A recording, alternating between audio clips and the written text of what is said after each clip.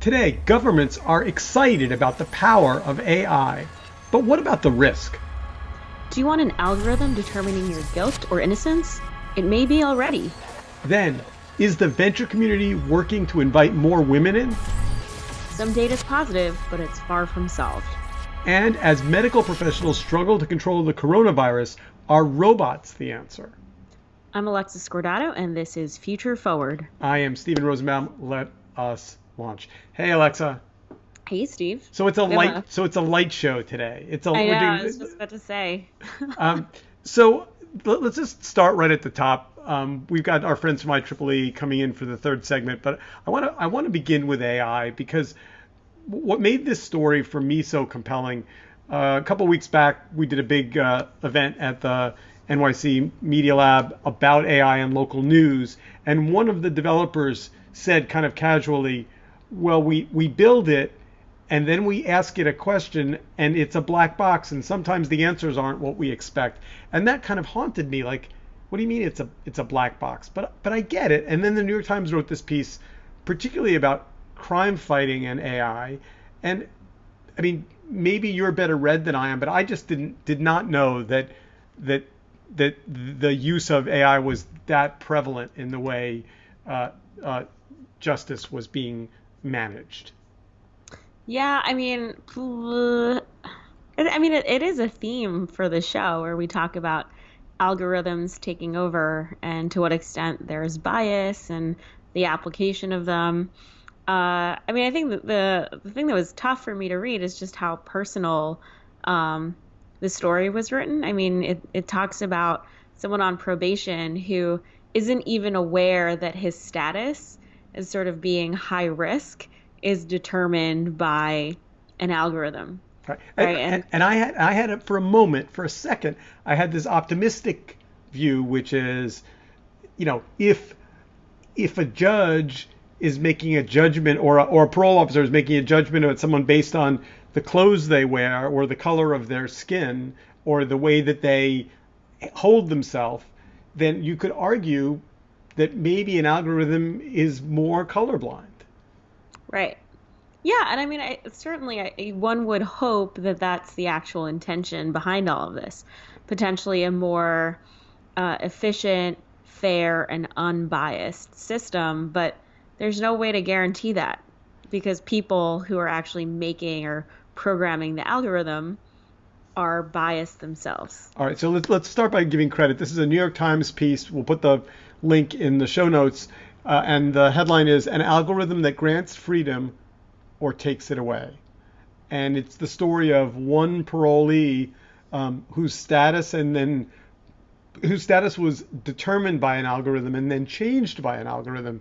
And he didn't even know it. He couldn't understand why his parole officers were being so kind of not engaging him and not answering the questions of why has my status changed, when in fact what he found out when the New York Times reached out to him Right. was that the parole officer hadn't made the change. It had been made algorithmically.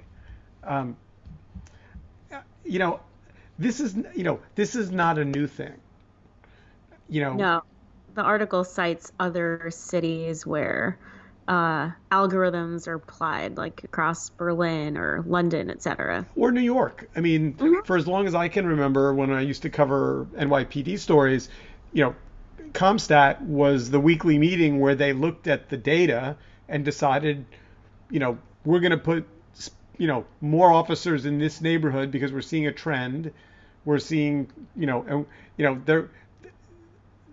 I guess what I find troubling about this issue and what's kind of eating at me as I think about it is, one of the points the Times makes is when you stand before a judge and all the evidence is presented and the judge says, you're going to get X years in prison, and the judge is something of a black box as well. I mean, he's looking at your criminal record and your behavior in the court and how you answered questions. I mean, he or she is making a judgment based on a series of factors that are not public. Right. And some judges are harder on crime than others. Some judges are pro-cop. Some judges are anti. So, there's that whole thing about, did you get a judge that is kind of essentially be biased in your favor. Right. Yeah, I mean, I think it's interesting because if you think about the sequencing of making the algorithm, it has to be predicated on inputs, right? Like a developer is going to basically get a spec that says program something that does X, Y, Z. A good programmer is going to say, okay, well, what are the inputs? How should they be weighted? What are some dummy data sets that we can use to test the algorithm? But I feel like the entire process is so it's just like it's not well understood. And then how do you actually challenge that, right? Like how do you test the validity of whether the algorithm is good or bad, especially in cases when it's people's lives Okay. on the line? And whoever the developers are that are writing the code are sitting in some windowless office building somewhere, then it's being put into a system, then it's being deployed to a human, but there's no how do you have a feedback mechanism to the algorithm to say, or the developers, hey, listen, this person who really was doing well on probation was about to be re-entered into society. You know, something triggered your algorithm to send them back to prison. Like, Hmm. how would the developers ever know to fix that when they're so far away from the problem?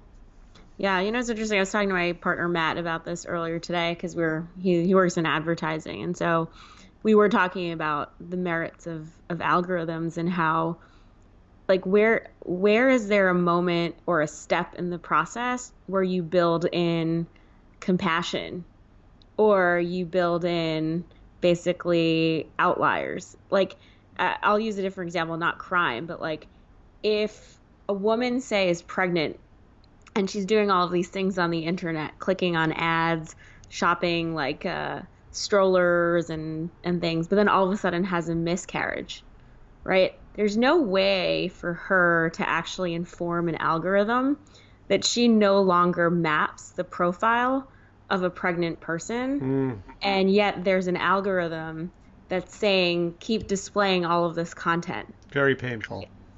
right? And so it's like there's so many examples where algorithms are trained and there are behaviors that match certain profiles, but there are times where I think people just all of a sudden break off from the algorithm's profile. And so in the case of criminals, right?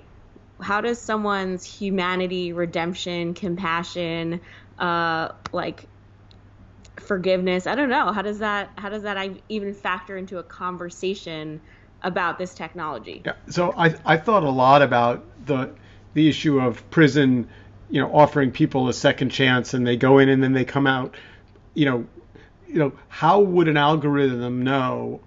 Would your past criminal record, all the things, all the all the minor crimes you did, all the court dates you missed, all the whatever that you had, that how would that ever calculate into? I came out, I sat in front of the parole board, I, pick whatever, I found religion. I've been redeemed. I've been, I'm ready to actually go back into society and be a productive member of society. How would that ever factor as a data piece? Right. And then you think about all of these things like say you missed parole or you showed up late. It's like I just think about New York, right? Getting to say Rikers Island and all of the times when subways, weather, or life Yep. just gets in the way. It's like there's an entire system that's potentially stacked against you, and there's nothing in an algorithm that's even taking into account sort of the all of these variables. So, so I think I think this is really hard, and it's not like a person who sits behind a desk and hears 100 sob stories a day about my mother's sick, the dog ate my paper, I missed the subway, my kid was sick, I couldn't get, I mean, at some point there's a certain amount of exhaustion to all of the, get out of jail free card excuses people make. But, Hmm. but you'd like to think that part of that job is you get to look somebody in the eye and go, okay, I'm going to go to bat for you. You know what? Right. I'm not going to mark on your record that you were late, but don't do it again. And then there's that pregnant pause where you connect with somebody on a human level, not a data level, and you say, "Hey, I'm here to fight for you, but don't let me down again, okay?" Right. And like as opposed to, the machine says, "I got to send you back to prison," you're going back to prison. Yeah. Um, It's totally like a different episode, but like a thing I think about is like if we look at the developers who are basically working at the intersection of, say, government and civil rights, it's like, who are these people? And, they might have great intentions, but like all of the re- supposedly all of the great developers are working at Google and Facebook and Microsoft because they're making, $300,000 plus salaries. How do we actually get better talent to actually fix these systemic issues? yeah, I mean, let's put a pin in the question. Maybe there are places that AI shouldn't go. Yeah. And with that, we'll move on to a different story because I think we are not going to solve the problems of AI today. And I learned some, by the way, I'll share with you over the next couple of weeks. I learned some fascinating things at the AI conference that I and Justin led at the Media Lab.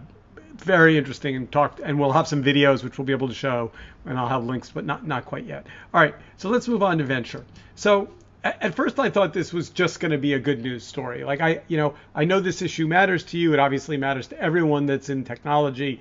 There are more and more women that are being brought in to venture firms. Uh, why don't we just have a little piece of cake and celebrate and move on? Why is this not just, first of all, let's do the good news first, and then we'll do the comma but part after. How's that? Um, Sure. Uh, so there were more women who were named partners at venture firms in 2019 than ever before in history, which is great. It was 52 women became VC partners or general partners for the first time, which is and that's in comparison to 71 men. So that gap is actually Now, looking at the picture that the New York Times or Medium actually put up, um, there is the little matter of the fact that they all, almost without exception, appear to be white. hmm But I guess you can't it do was gender and race. Maybe you have to solve these problems sequentially. I don't know. I mean, intersectionality is really hard, but there was one black woman named partner and no Latino women. so let me ask the hard question. I mean, did you look at the credentials of, does this cohort of women strike you as, I'm just going to be, I can't find a subtle way to ask this question. Are these people that were ready for this role and earned it and were being held back? Or do you think these are, what's a nicer word than token? Okay, we need a bunch of more women. Okay, you're in the office. Okay, go. Like, I wasn't sure from looking at the credentials. You know, my brain doesn't even go there. I always assume default yes, because if you are a minority and underrepresented in any sector and you reach a position of privilege and you make it to the top, just getting there, just being considered and then getting the yes is such a testament to someone's grit and sort of resilience. And so I just by default say yes, every single person should be there. It's not a token hire, it's not affirmative action.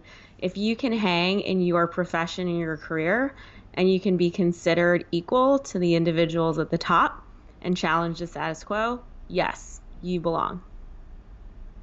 I'm just letting that hang for a minute because it was so well said, and I didn't want to. I didn't want to reiterate it. I think I'm glad to hear that, and that's a good way to draw a line under that. So now let's get to the but not so good part. Why is 52 women as VC partners not just like an absolute up and to the right home run? Moving on, things are getting better. I mean, we'll celebrate it for what it is, but 65% of venture firms still have zero female partners. And so, again, whether it is coding or investment, if we think that tech is biased and we think that tech should serve all, then the constituents who influence the tech, whether it's from the development side or the investment side, we need diversity. We need that. We need individuals who are actually going to All right, I'm influence. going to play act the board meeting of the firm where there is no women, and then you tell me what I get wrong. Well, we're getting some heat for not having at least one female venture partner. We got Sally. I mean, she's been here 6 weeks and she's pretty good, and that way we'd stop getting the heat. Why don't we just promote her on up and call it a day?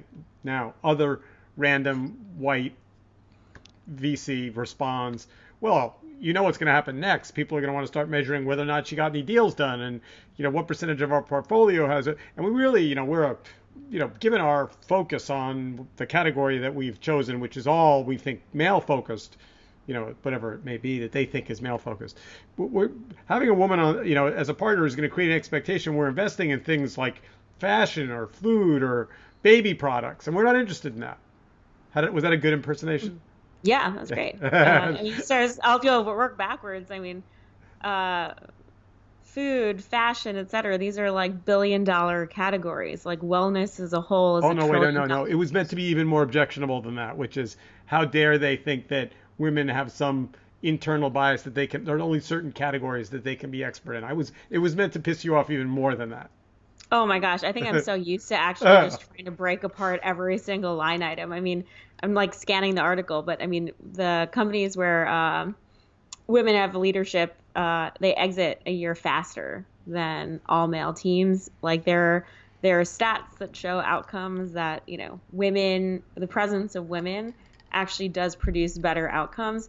It's just interesting to me that in the way that there's so much like default skepticism around women, there's such default trust around institutions like Bain, Harvard, Stanford, and like traditional credentials. And it's a double standard. And for all of these VCs who sort of put their money on moonshots, it's like, why are you like, how is it possible that you can feel so heavily invested in the concept of consumer space travel, but you can't for a moment believe that like 50% of the human population should somehow have representation in decision making? I Yeah, don't know. I, I, Like it's so close to me, and I like it's hard for it's like it's actually just hard because I really do want to take in different perspectives, but every single time I've like talked to people about um women and leadership positions, whether like VC, entrepreneurship, management, technology, all of the assumptions like just expose um just like traditional institutions of patriarchy. all right. So we only have 2 minutes left. I want you to speak to somewhere in our massive podcast audience. There is sitting a VC in a firm that has currently got no women partners. So I want you to speak directly to him and say, here's what you got to do. Like, what's the message we're giving to what are men that have all male partnerships in this current world? What are they missing, and what do they have to do to fix it? One, they should all take unconscious bias training and recognize their bias and own up to it. Second is it's not enough to just hire one woman. They need to work extra hard because one woman isn't going to make a difference. You actually need the presence of probably at least 30% female composition in order for the presence of women to impact outcomes. And then the third is that we can't afford to wait because there's a huge, huge, huge opportunity to actually transform industries where that female or that woman's perspective is going to make all the difference. And so if you care about money, then you should care about women because they go hand in hand. You just hit the ball out of the park. That's great. All right. Well, you know, And on a sadder note, I guess we're gonna switch gears to talk about the coronavirus. yeah. We are in fact going to talk. We're going to bring in our friend Glenn and talk about the coronavirus.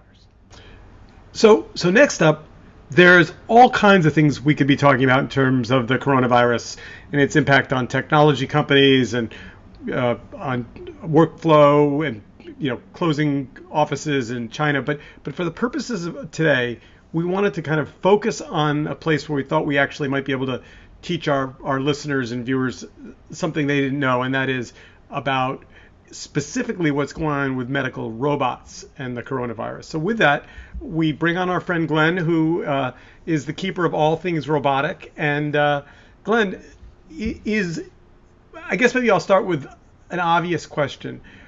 Is the stories that we're reading about robots treating potential coronavirus infectees new technology, or is it just medical robots now part of a public news story? Well, it's the answer is yes and no, and I'm not being coy. It's that the robots are coming into play here in quite a few different roles. I mean, I've just from my reading, I've realized there's 4 or 5, maybe half a dozen roles. They range from remote diagnostics, in other words, almost like a remote exam being done by a medical robot that's equipped with video and audio and even a stethoscope. So there's a few hospitals doing that. And then there are hospitals doing things like using robots to deliver food to people quarantined to a hotel. So there are planes that landed and there was someone on the flight identified, and they put all these people in a makeshift quarantine hotel, and they're using robots to deliver food because I guess the hotel was equipped for this anyway. So, and there's even other examples of robots being used in this and to help out with the coronavirus. So does that? But I think delivery robots don't surprise me. I mean, I read it and I thought it was interesting, but there's actually kind of some new innovation going on, around infectious diseases, and the robot's actually doing more than that. Tell us a little about that. Well, one application. Well, here's an application that struck me as kind of interesting. There's a hospital, I believe it's in Guangzhou. I think it's the Guangzhou Provincial People's Hospital, which is using 2 robots now, and apparently has a third on delivery, to deliver drugs to coronavirus patients. So, in other words, this was clearly work that was going on before the coronavirus, because these robots are integrated into the hospital. So that the robots are able to operate the elevator, for example. So they have some sort of interface between the robot and the elevator, so they can actually travel. Presumably, all you need to do is put the drug in and program which room it's supposed to go to, and the robot takes the drug to the room, navigating the elevators and the hallways and all this sort of stuff. So that's kind of interesting. And it's not a super high tech application, but certainly that requires some pretty well engineered robotics to do very reliably. So you're seeing some of that. Apparently there's a hospital in Seattle that way back with the Ebola crisis came up with a partially roboticized isolation room where a patient is in this room and nurses, well-protected nurses, go into this room, and they can arrange this robot so that doctors can see the patient, communicate with the patient, hear the patient, and even take stethoscope readings through this robot. So you have well-protected nurses, 1 or more, in the room with the patient, arranging the robot properly, and then doctors on the other side, interacting with the patient through this robot. So there's some of that is also happening. And there's other applications. There's robots now being used in germicidal applications. Robots equipped with what's called far ultraviolet C radiation, which can kill a wide spectrum of bacteria, flu virus, and I think even fungus. So you're starting to see some of that. So I mean, these are pretty exciting technological developments, really. They're going to make us all safer. But there's also, like with any technology, I think you have to say that there's probably going to be a cost here. And not just financial cost. Well, I'm, knock on wood, have never been a patient in a hospital, but I presume that even in their most busy, automated, kind of slightly distant self, having a nurse come in and speak to you and, take your blood pressure or give you medication, that human contact is pretty important. Right. Exactly.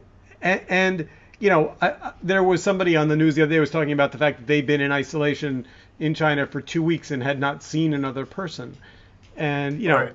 I think if the person who was if the entity that was coming to take your temperature or give you medication was a machine, that might be pretty soul sucking. Yeah.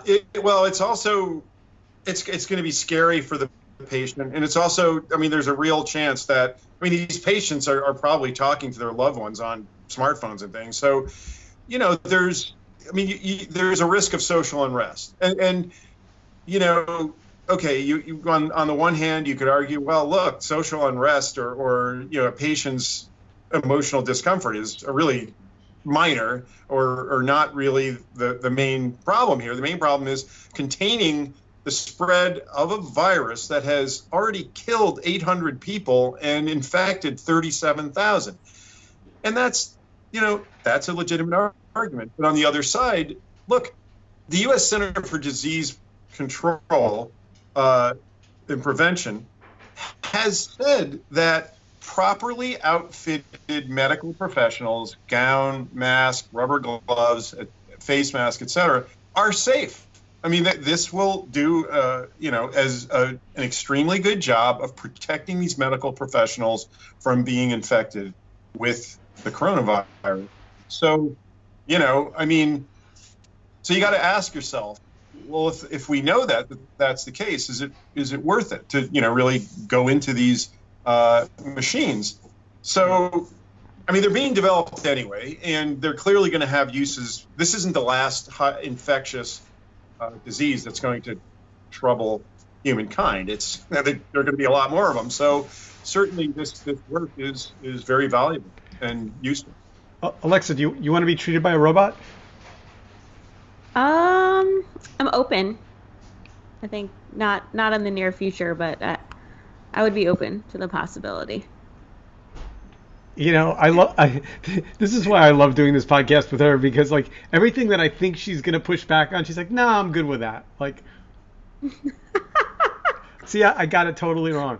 All right. So we have just like 2 minutes left. Let's just talk for a second about the impact on technology broadly. We live in an interconnected world, right? So, the thing that seems the most likely to be impacted by the shutdown of borders and transportation and people is technology. I mean, I think we're already seeing that, aren't we? I think Google, a number of big companies have shut down travel to China, for example. Right. Well, China, along with Korea, Japan, the United States, these are the leading countries in the world for technology development and application. So, when a country like China experiences a devastating outbreak in one of its key cities, you're going to see an initial chilling effect on technology development, as we've seen, has been noted. But as we've just been discussing, you're probably also going to see some interesting later term developments in terms of technology that's going to come out for remote monitoring, diagnostics, and so forth. One of the interesting things I think that we're seeing here is that hospitals now, a couple of interesting things are coming together, which we're already seeing in this response to coronavirus. One is 5G hospitals. So 5G is now starting to proliferate, and there are hospitals that have seen promise in 5G because the very high data rates that 5G makes possible with these networks enable robots that can telepresence robots that can be very capable. We mentioned earlier in the show about these robots that are, have diagnostic capabilities. People are already talking about robots that can do teleoperated surgery. So 5G, the tremendously high data rates of 5G are going to make possible robots that can treat patients, even perform minor surgery in the near future. Now, that's not necessarily going to help with a virus outbreak, but these 5G hospitals are, I think in some cases, they're already seeing that they're useful for this kind of robotic application. And the second thing was the thing I alluded to earlier, which are this use of far ultraviolet C to kill pathogens, to kill bacteria, viruses, I think even funguses. So that's kind of state of the art. That's starting to happen. Telepresence robots operating in ultra fast 5G networks, that's starting to happen. And we're even already seeing this. These are very new technologies, and we're seeing them deployed in this coronavirus outbreak. Okay, so listeners, when you're thinking about checking into a hospital, you should ask a series of questions about, do they take your insurance? Is your doctor practicing there? And by the way, do you have 5G? Right. Glenn, thank you very much. Very interesting. We'll see you again in a couple of weeks. My pleasure. Take care. All right. So I actually thought that Glenn's perspective was kind of strangely optimistic. Like, we're going to move around a lot. We're going to be on airplanes. Other diseases are going to spread, and we're going to have increasingly better trained 5G connected medical robots to cure us. Yeah, I can buy into that. Yeah, me too. Me too. Good. So kudos to Glenn for being able to take a bad story and turn it into a good ending of our podcast for this week. You can always count on Glenn. Indeed. We are out of time. Alexa, have an excellent week. We'll be back again next week for Future Forward. Till then, stay future facing. We are out.